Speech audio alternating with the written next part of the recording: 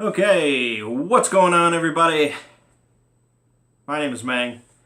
Welcome back to Hanging with Mangg, live. Well, not live, but from the Rocky Mountains as I'm on vacation. So I'm recording this on my tablet, so I'm sure the audio quality is not great, but I guess I could have recorded something on my laptop, but whatever. We'll just do it this way. Yeah, so I'm in the Rocky Mountains. Obviously, I'm not in the mountains. We're near Estes Park, so we have a very nice home cabin thing rented for the week. This is my room for the week. It's pretty spacious. You'll notice big bed right next to big hot tub. So you can roll out of bed into the hot tub. It's pretty extravagant. It's pretty nice. Yeah, so we got a whole big group. They got this big mansion rented out. My parents paid for like the whole thing because it's their anniversary. I don't know. I feel like it should be the other way around, but oh well. So yeah, I'm here for the whole week, and I'm just going to be kicking back, pretty much doing what I normally do, but I don't have to worry about exploring videos. I don't have to worry about recording almost anything except for this, and just eat some food, drink some drinks, hang out. Pretty chill. So yeah, we left Friday morning. It's about a 14-hour drive for us. So we did 7 hours of driving on Friday, stayed at a hotel. 7 hours of driving on Saturday. But then when we were about an hour and a half away, my sister's car had a problem, a tire problem of some kind. And so we sat at a gas station for like 2 hours while we were waiting for a tow truck out in the middle of really nowhere, and then we didn't get to eat dinner till like 9 p.m. and even then it was like frozen pizza. But anyways, now we're in business. So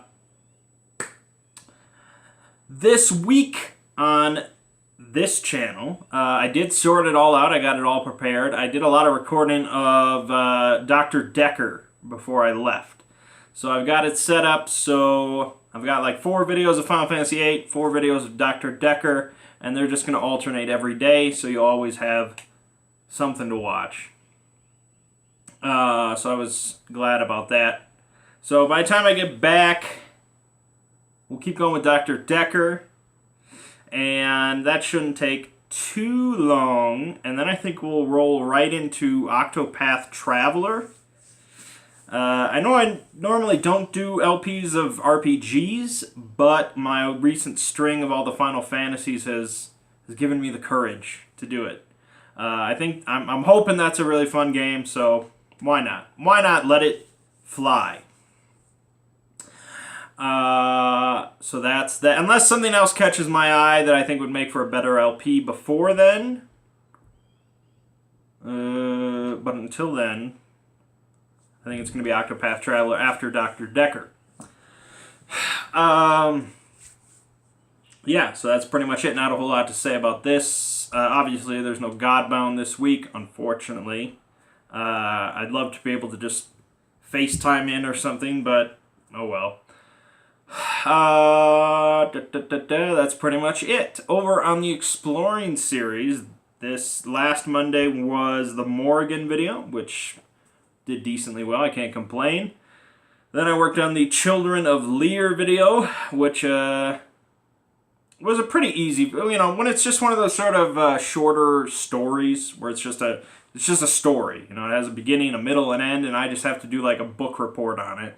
Those are generally the easiest videos because there's no like You know, it's not like the timeline of Elder Scrolls or something where it's like, oh, I got like 37 tabs open and I'm just trying to how do I summarize this? What parts do I leave out? Oh my god. But, it's just a little story. It's all good. I think some people enjoy it. It's really not Celtic mythology that much. But, we're just throwing everything in that pot. I know so far all we've done is really Irish stuff, and I've had a few people be like, oh, don't forget about the other Celtic regions. And it's like, okay, give me some suggestions, man. There's not a whole lot that's worth making videos about. Not to be offensive or anything, but whatever, anyways. So, yeah, Children of Lear video, that's coming out tomorrow. And then I also had to cram in, there was a lot of cramming. I had to do all the work for a Elder Scrolls video on the wheel, the towers,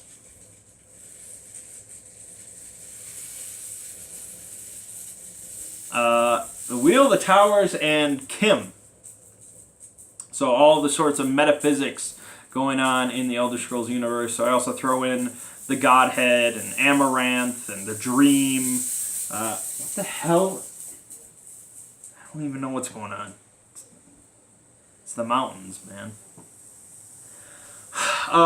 So yeah, that was a little bit trickier of a video to put together, obviously, because that's not just a simple story.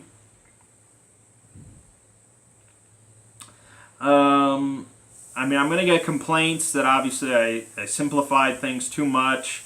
I'm going to get people like, oh, your theory of this is all moot because of this theory that I have, and blah, blah, blah. Oh, didn't you read this essay written by this guy? And it's just like, it's a really complex, complicated subject that's just been discussed to death on, like, the TES lore subreddit and the Imperial Library and God all over the place. So I debated about doing it, but I thought, okay, this is not a video that's incredibly common.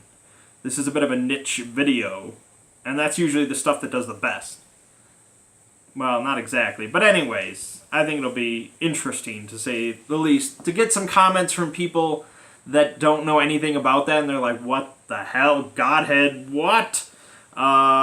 I'm probably going to get in trouble for not citing any sources, which I never do because I'm lazy. But we'll see how it goes. So yeah, it's all set up for my vacation, so I don't have to worry about any of that. And then when I get back, we'll get back to Celtic for a while. Okay, moving on. So I've continued to play some Netrunner. I've been enjoying that quite a bit. We had a Netrunner game night last Tuesday, so I brought over the regular crew, and it was 4 people, so we had 2 games going on at the same time, which is not ideal, but we switched decks and we switched partners and stuff, and I think they all enjoyed it. I think we had a good time. Obviously, the basic starting decks of Netrunner are really like, it's kind of like the very start of Hearthstone, when you're going through like the tutorial and you have this basic tech you didn't put any effort into or any thought into, and it's incredibly simple and bare bones. And then you get like the basic mage deck when you start playing. It's like that. It's like, this is not representative of how cool Netrunner can be. All right, so we'll see. Hopefully when I get back, we can arrange some other stuff and keep the Netrunner dream alive. Now that it's over, they're not printing any more Netrunner stuff, like, ever. And even I heard, like, for the upcoming big box expansion, which comes out I think the 26th or 28th. They were like canceling some pre-orders or something like that because they were like, no, stop the presses. I don't know if that was true, but I saw it popped up on Amazon for pre-order, and I was like, I'm gonna get it. This is me like skipping loads and loads of cards that I don't have yet just to jump forward to this most recent big box. But this thing could be like a collector's item. Who knows when I mean, down the line, there will probably be lots that have all the cards and stuff like that, but, since I have a good chunk of cards at this point, I don't want to have to spend like an extra $200 for cards I already have. Who knows? So I got it. Got it on lock. Unless they cancel it. So yeah, I mean, actual like new inbox cards, those are going to be pretty freaking rare, I think. But lots of cards where, you just get somebody's whole collection, those are going to be more and more common as time goes on. Because a lot of people only play Netrunner and like organized tournaments or at stores or something they don't play it casually with friends or anything like that. It's only organized stuff.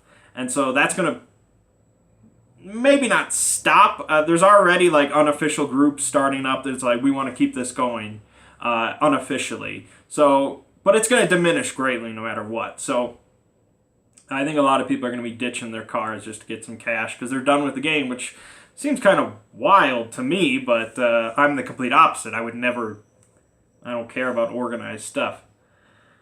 But anyways,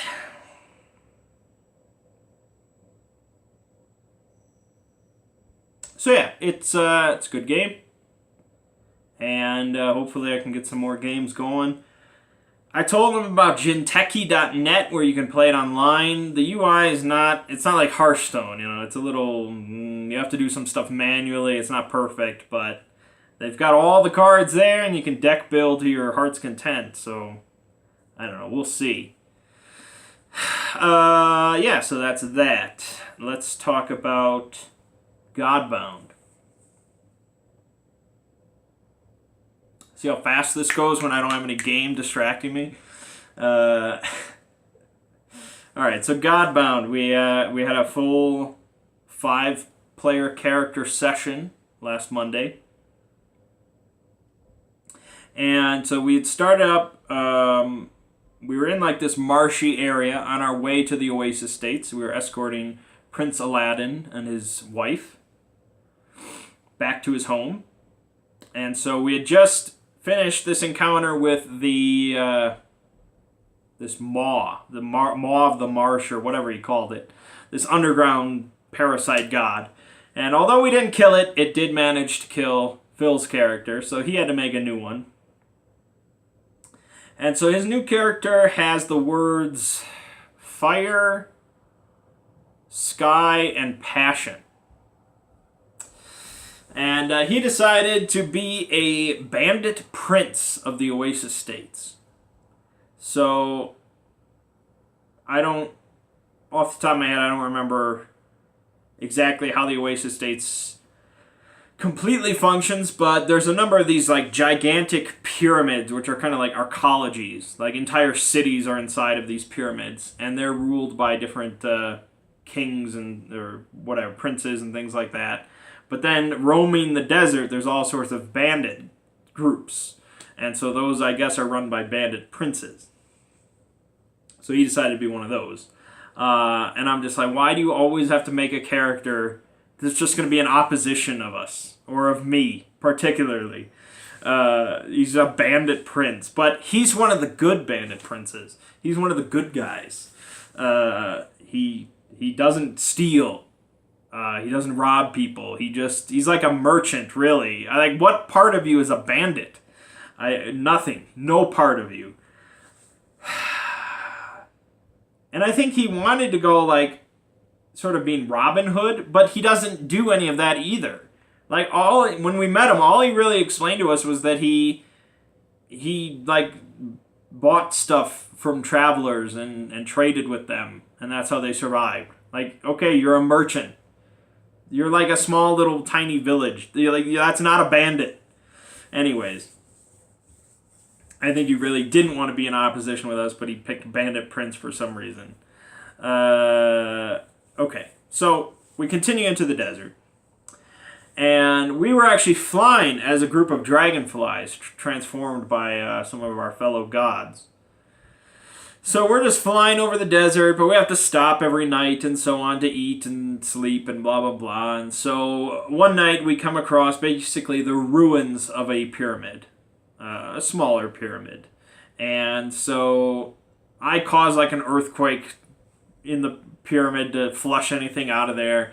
And sure enough, Phil pops his head out as he flies into the air. And so we start talking with this guy, and you can imagine how it goes. He's a bandit prince, so obviously I don't trust him. But Gulk says, if you reach into this bag, then I will trust you. So he reaches in and he gets Reader vomits a random scroll containing a 7th level spell or something. And Gulk took this as a very good sign. So okay, he's got the scroll, and I'm like, alright, if Gulk trusts you, then I'll trust you, I guess. So we go in there and I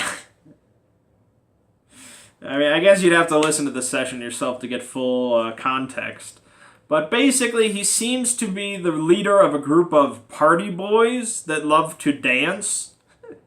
They're all males, and they love to dance for people's entertainment. And they're called the Party Boys. I don't know. I don't know if he mentioned it first or one of us mentioned it first. But yeah, they became the Party Boys.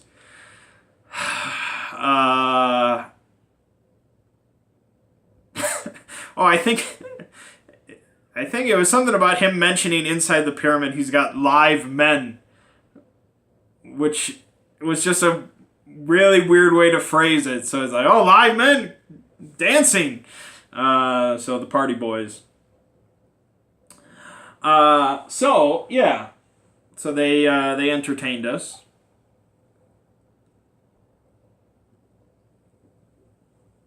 And Gulk fell asleep. And so I convinced Phil to prove his courage to the group by reaching into the bag once again while Gulk was sleeping. And so, of course, he did. But I don't think nothing really came of it.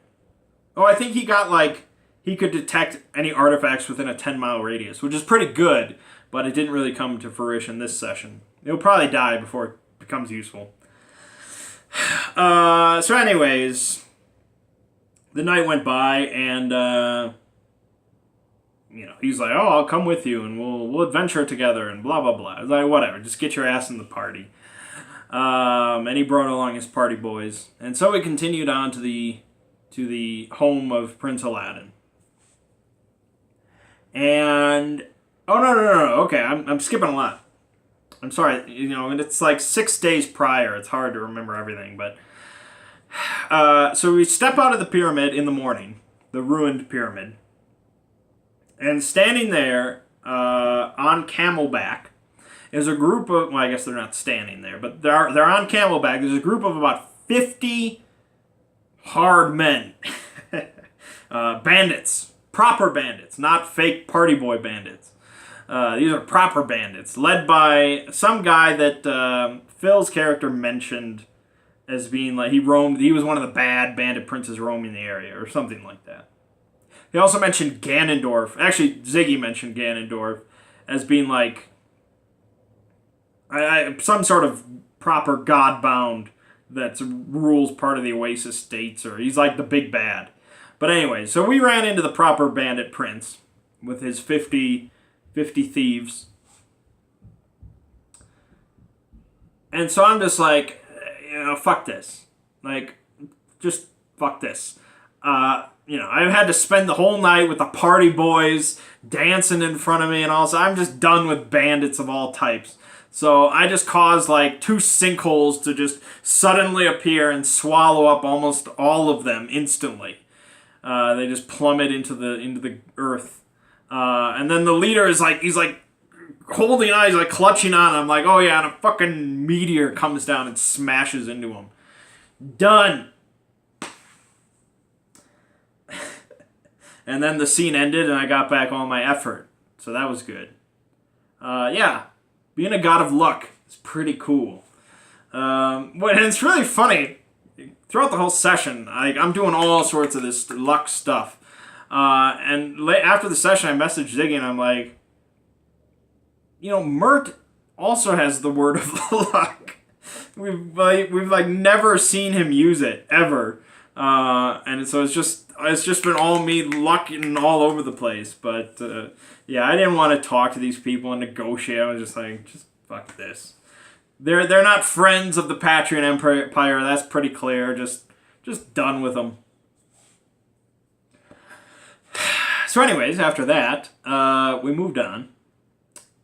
And there was a bag effect of some type. I don't know how it ended up in this guy's hands. It was like one of...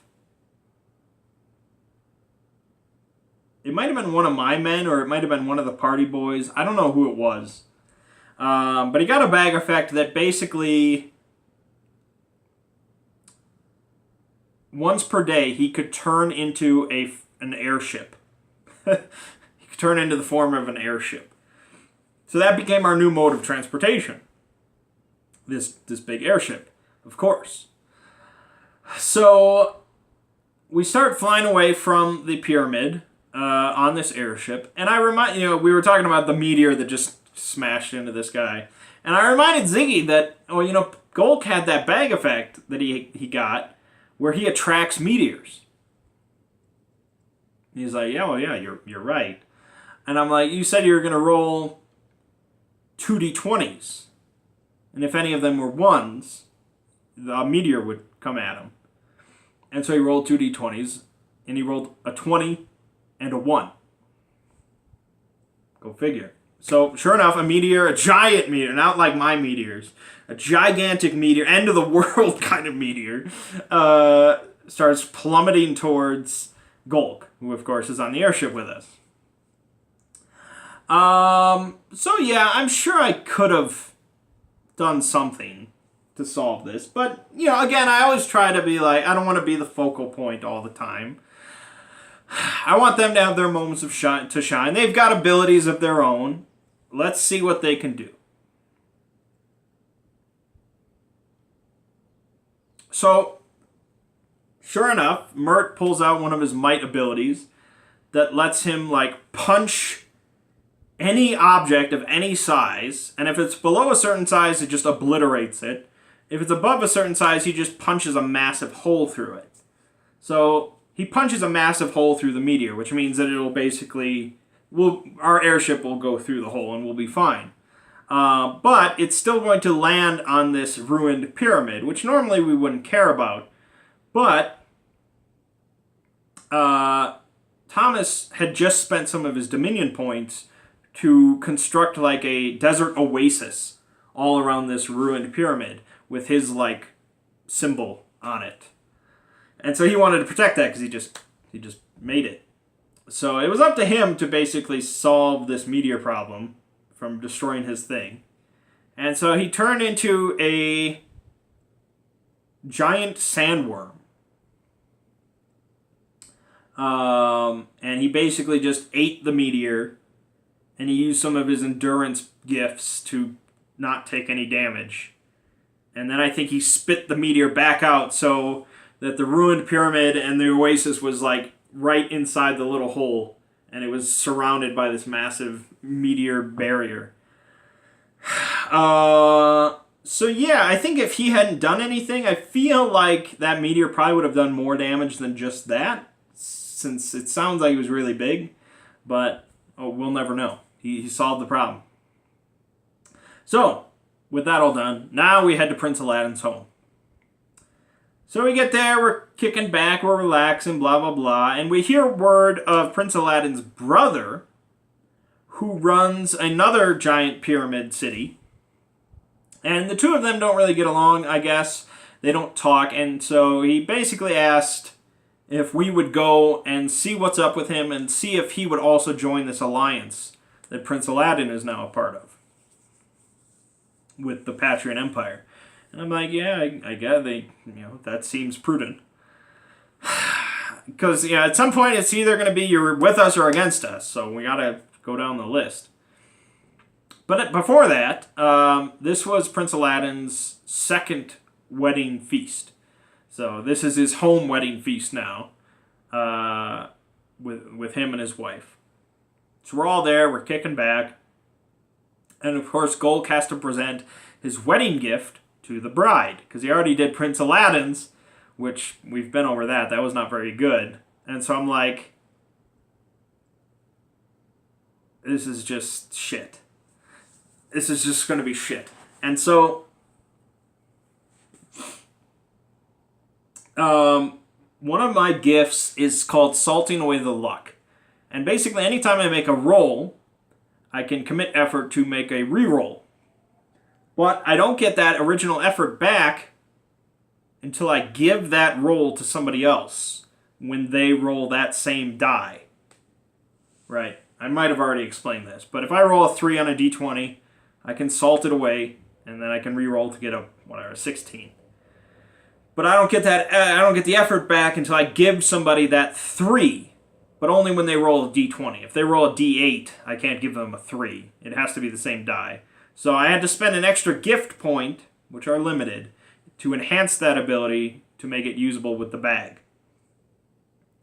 So whenever I drew from the bag, I could commit effort to redraw. But to get the effort back, I have to give somebody my original bag effect. And Ziggy decided that I was allowed to salt it away multiple times in a row. So I could draw like 3 times if I didn't like, a few effects. But then I have a lot of effort saved up that I need to dump onto somebody else drawing from the bag. And that came into play, and it was pretty useful. I liked it. And I had one bag effect stored. I had one effort stored. And it was actually a good effect. Basically, like all the gold from the nearest temple transported in front of the reader. That's a good effect. But I salted away for whatever reason. So I had it stored up. And so I was like, okay, Golk is going to give a bag effect to the bride. And if it's shit, I can just salt this one away and give her that good one. And she should be showered with gold. Which may be not perfect, depending on how Ziggy does it, but it'll be better than her exploding or something. But we have a baby bag this time. So, because Thomas made the bag pregnant, it gave birth to a baby bag with 50 different effects that we all worked together to put in. So Ziggy was very interested in having the baby bag be at the front of everything. And so, of course, Golk presented the baby bag for the wedding gift rather than the original bag, which means I couldn't salt it away. Because the bag is technically a 1d1000 roll, baby bag is a 1d50 roll. So they're not compatible. So I couldn't salt it away. I couldn't affect this roll any way, nothing. Maybe I should have spent some Dominion and just been like, luck! But no, we just let it go. And so she got a baby bag effect. That was basically anyone who looks at the reader's face constantly vomits up worms or something like that. So obviously at a wedding feast, for the bride to have that effect, not a good time.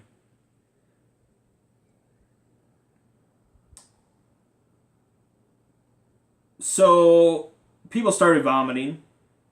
I made like an illusion of a mask in front of her face to sort of block her face. And eventually she got like escorted away and a proper mask was put on. But I did what I could to stop the effect temporarily. And I'm like, Gold, can you fix this? No, you can't. And so I don't even know what his secondary effect was. I think he tried to fix it, and I feel like it just got fucked.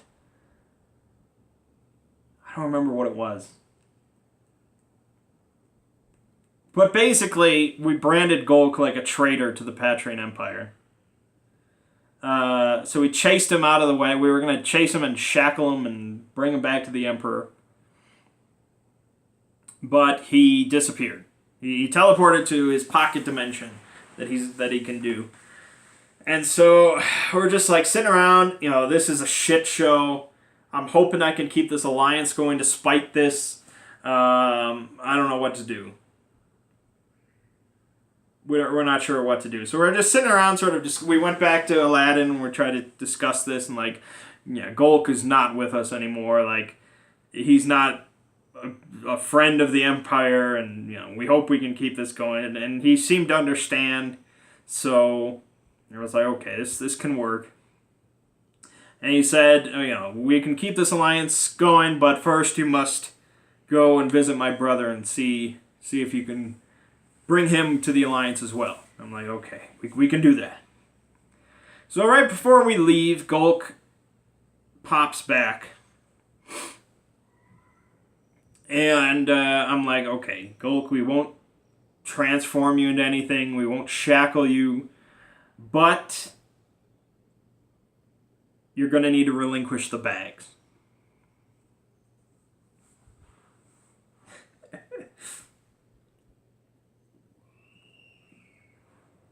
And this is he's a god of the bag.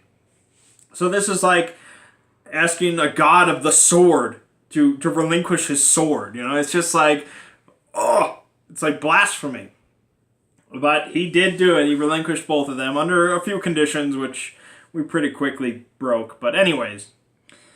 So now that I had the bag, I was like, okay.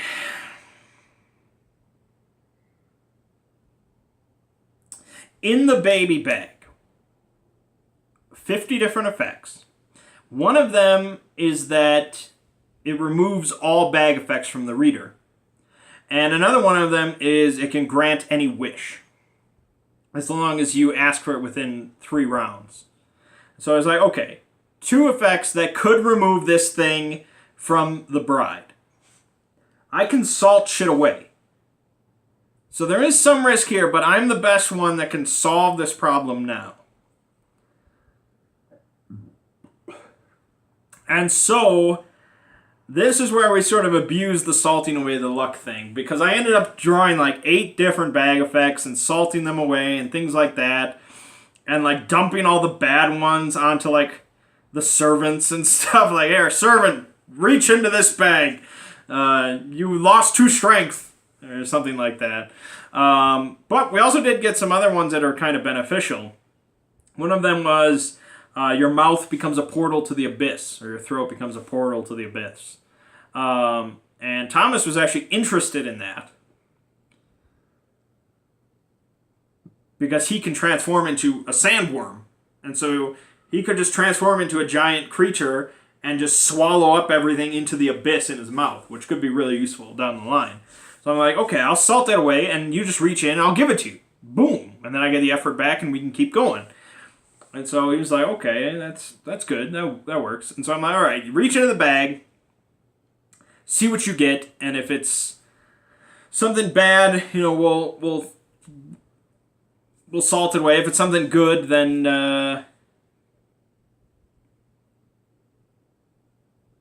you can just have it. So he reaches in and he gets 50. It's the final 50th effect, which Ziggy didn't explain to us. He just said it's good. Looking back, I'm not sure why I didn't just give it to him.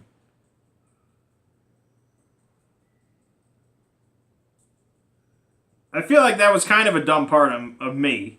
I'm not sure what my rationale was. You can look back at the session to see what I was thinking. But for whatever reason, I'm like, well, we don't know what it is. So I'm just going to give you the original effect we agreed on. We're all happy with that. He was not happy with that because the 50th effect is really good, apparently. I don't know. Whatever my reasoning was, I salted away. So he got the effect that we agreed upon, but it wasn't the 50th effect, which we still don't know. So then I got some other effect that was reader becomes immune to fire, but is harmed by water. And so Mert was like, oh, I could take that, because he doesn't need to drink. So he never has to worry about drinking water. And he also is a god of endurance, so if he ever has to involve himself with water, he could just use a gift. So he's like, oh, immune to fire, that could be good. So I'm like, all right, I'll give you that. So reach in the bag, see what you get. If it's bad, I'll give you this effect. If it's good, we'll see what happens. He rolls a 50. And I'm just like, no, I can't give it to you. I can't give it to you now. Even if I like felt like a change of heart, I can't screw Thomas that hard. Like that would just be the complete utter betrayal. So I'm like, no, you get this effect. Fuck you. Jesus, 250s in a row. Oh my god. So anyways, he got that effect. And we kept going. I got a bad effect of like, I shrunk by a foot and I emitted a like horrible odor. And I'm like, oh god, I need to remove this. So now I was like, now I need to get an effect to remove this, and then I need to get the effect to remove it from her, and like, oh, we're going to be here all day. But it actually didn't take that long, and I got the effect to get the wish. And Ziggy was kind, because I don't think he wanted to see this go on for another hour. So he let the wish remove both my bad effect and the bride's effect, and all was well.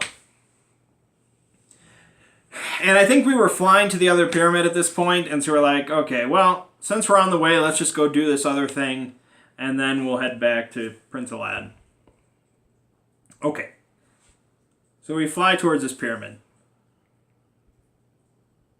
We come within sight range of it,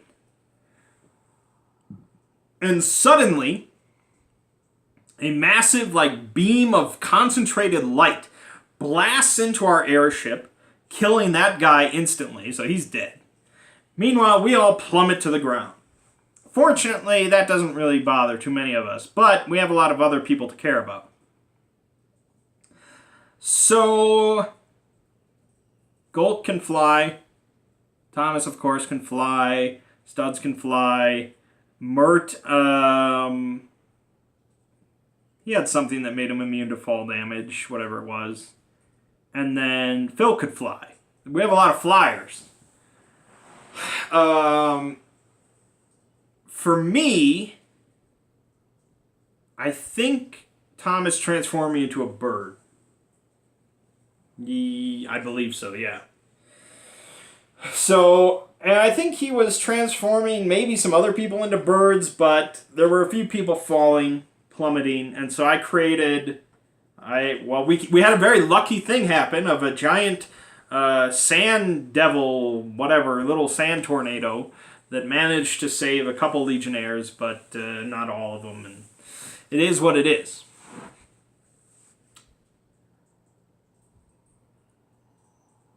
Oh, also, Thomas made the airship guy pregnant, so he gave birth to a baby airship. And so he's kind of protecting that as its father. Fertility is weird, man. I mean, at some point he'll probably try to make the world pregnant. I can't imagine he won't if we play long enough, but I don't know when that'll happen. That's a pretty significant thing. All right, so we're on the ground. This beam of light just attacked us. And, so, okay, clearly this city is hostile. So, I'm just like, okay, I'm going to sit here, I'm going to cause earthquakes in that city for the entire day. And the next day. And the next day until it's a pile of rubble. And Ziggy's like, okay, something's going to happen before then. That you won't get that far. So I caused a few earthquakes. And then the gates of the city open, and a huge rush of cavalry on camels or whatever. They all come out of the city and they rush towards us. So I'm like, all right, if that's what they want, we'll give it to them. So I fly up into the air as a bird, and I cause some big sinkholes. Apparently, I think they saw this coming somehow. So they were in a straight line. Like, they were spread out pretty much as far as they could. So my sinkholes were the least effective. I'm trying to think of any natural physical event that would have been more damaging to them in a desert than a sinkhole. Like, maybe some more sand devils, but probably not. Earthquake... Probably not. So unless I'm missing something that has a chance of happening in a desert, I don't know. It seemed sinkholes were the best bet, and I took out a bunch of them. But the rest of them kept on coming. And I was out of effort, so I was just like, all right, I'm just watching for a while. And so Mert rushed out to meet some of them, and he was battling some, and then I think Studs caused an effect. There was like, utter a sentence or something like that. Utter a belief that a group of people present have, and they will think it's a lie. I'm paraphrasing horribly, but basically he told all of these, he implanted the idea that we were their enemies was a lie. So suddenly they all stopped fighting, and they're like, oh, why are we fighting these people? They're not our enemies. So, okay.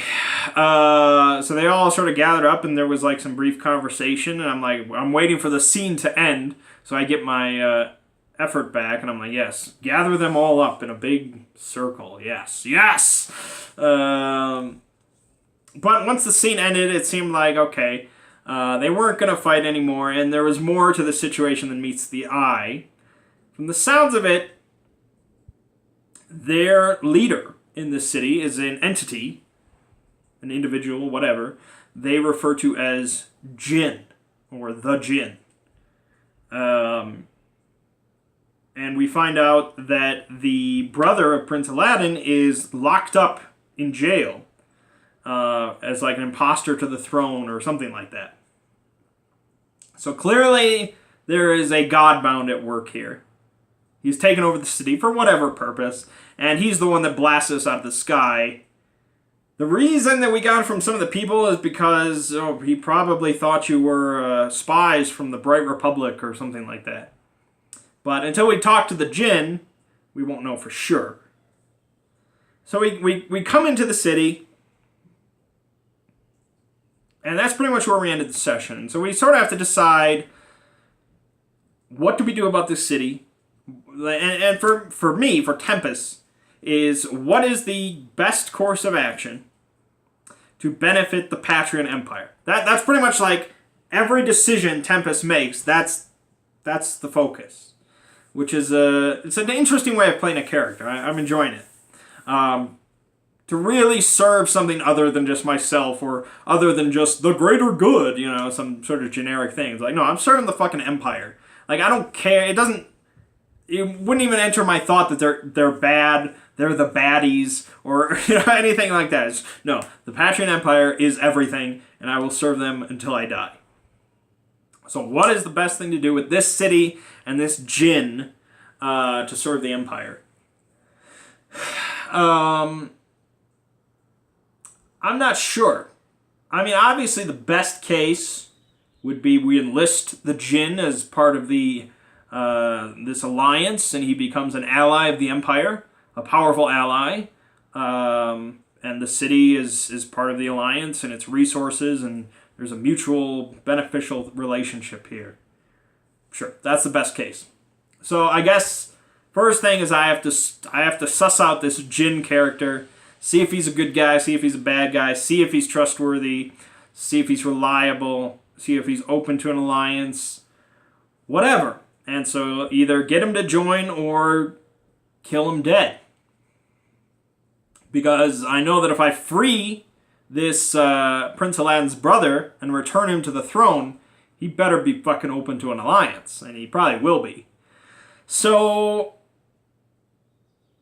if this Jinn character is powerful but possible as an ally, then that's better than just Prince Aladdin. Oh, Prince Aladdin, I'm sorry, but your brother was dead. He died 3 years ago. I don't know, make up some shit. I'm a god of deception, whatever. So we'll see, It's always interesting when I get to certain situations and I think like, oh, how would this one of my characters deal with this situation? How would this character do it? How would Ovum deal with this situation compared to how would Artemis deal with this situation compared to how would Frederick Zoller deal with this? That's why I'm glad I have these rosters of characters so I can just sort of compare. Artemis, of course, would do anything to have a peaceful resolution with the least bloodshed and return the guy to the throne and but keep the Jinn as an ally, just good guy. Whereas Owen would just challenge the Jinn to a one-on-one duel and stuff. And, yeah. So, whereas, Frederick Zoller would try to impersonate the Jinn and take over the town himself and who knows what.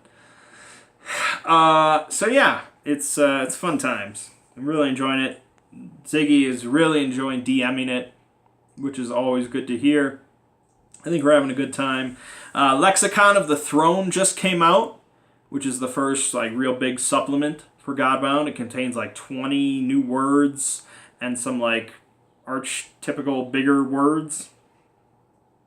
So it's a really great supplement. There's a lot of cool new stuff in there. Like you can be a god of murder and a god of insects and god of winter, god of cities, just cities. God of war. Yep, you can be a god of war now. That's pretty great. And war is all about slaughtering as many lesser foes as possible. There's one greater gift that's just any size mob of lesser foes you see just dies or something like that. So that's pretty cool. But against in a one-on-one fight, they're not good. But yeah, interesting stuff. So I thought if something happens to Tempest, knock on wood, I thought about making the next character Artemis, of course. I like to see, my usual character I like to see in all sorts of different systems. So I thought for Artemis what would be really cool, thanks to Lexicon of the Throne, is the words engineering, knowledge, and peak human. And so I thought it would be really cool if he was not really a Godbound, but he was just modern day Artemis that tumbled into this world from a night road. So he's a fish out of water, but he's just super genius Artemis. And so he has the word of engineering to make inventions and stuff like that, and he has knowledge, so he knows all sorts of things about all sorts of chemistry and physics and stuff. And peak human, so he's you can flavor this however you want. He's got different chemical boosters or whatever, and different armor. Probably he would always be wearing some sort of force field that he's engineered to explain his HP. But I thought that would be really cool for him. Not really to be a Godbound. He's just a kick-ass human rolling with some Godbound, trying to get back home. That would be his goal. But he would do some good along the way. Because there's one engineering gift that's make an invention for the day that can imitate any one lesser gift of any other word. Anything. Any lesser gift. It's crazy, man. You could do all sorts of shit. And I feel I have to describe how that would make sense as far as an invention is concerned. But damn, that would be cool. So I'm really enjoying Tempest. I don't want anything bad to happen to him, but I do have a backup plan now. Yeah, so I guess that's it. It'll be a little while before we see some more Godbound. Bummer, but that's how it is. Yeah, so I guess that's about it. It's about a 50-minute hanging with Mangg. That's not too bad. Hopefully the audio is not too horrible. But alright, I guess I'll get back to my